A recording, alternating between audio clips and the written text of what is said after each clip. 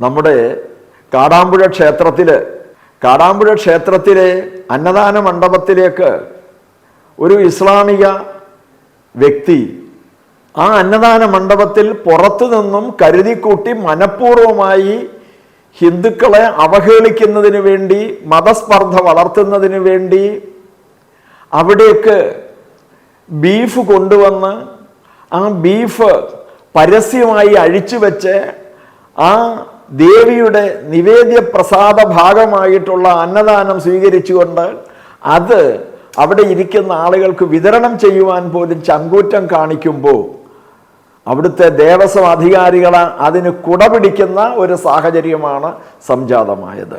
ഇന്ന് വാസ്തവത്തിൽ വാർത്താ മാധ്യമങ്ങളിലൂടെ ഈ വിഷയം പുറത്തു വന്നതോടുകൂടി കേരള സർക്കാർ അതിന് യുക്തമായ തീരുമാനം കൈക്കൊണ്ടതിൽ അയാളെ അറസ്റ്റ് ചെയ്ത് തുറുങ്കിലടച്ച ആ കേരള പോലീസിനെ അഭിനന്ദിക്കുകയും ചെയ്യുന്നു.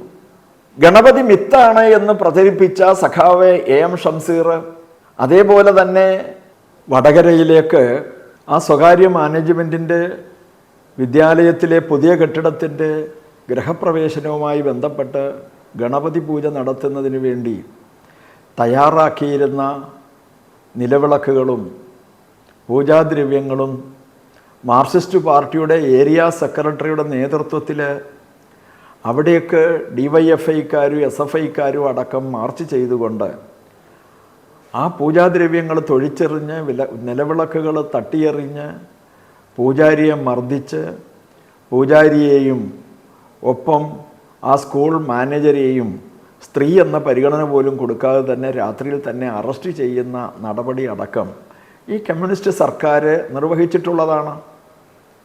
അപ്പം ഇവിടെ സനാതനധർമ്മത്തെയും ഹിന്ദു സമൂഹത്തെയും ആകമാനം അപമാനിക്കുക, അവഹേളിക്കുക, അതിലൂടെ ഇസ്ലാമിക മതവിഭാഗങ്ങളെ സന്തോഷിപ്പിക്കുക, അവരുടെ വോട്ട് ബാങ്കിനെ സുദൃഢമാക്കുക എന്ന ലക്ഷ്യത്തോടു കൂടിയാണ് ഇവരൊക്കെയും ഈ പ്രവൃത്തി ചെയ്യുന്നത്.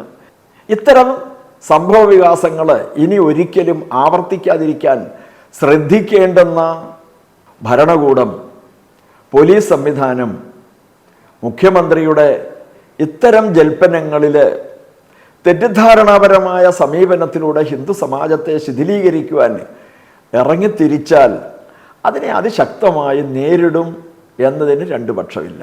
നമസ്കാരം.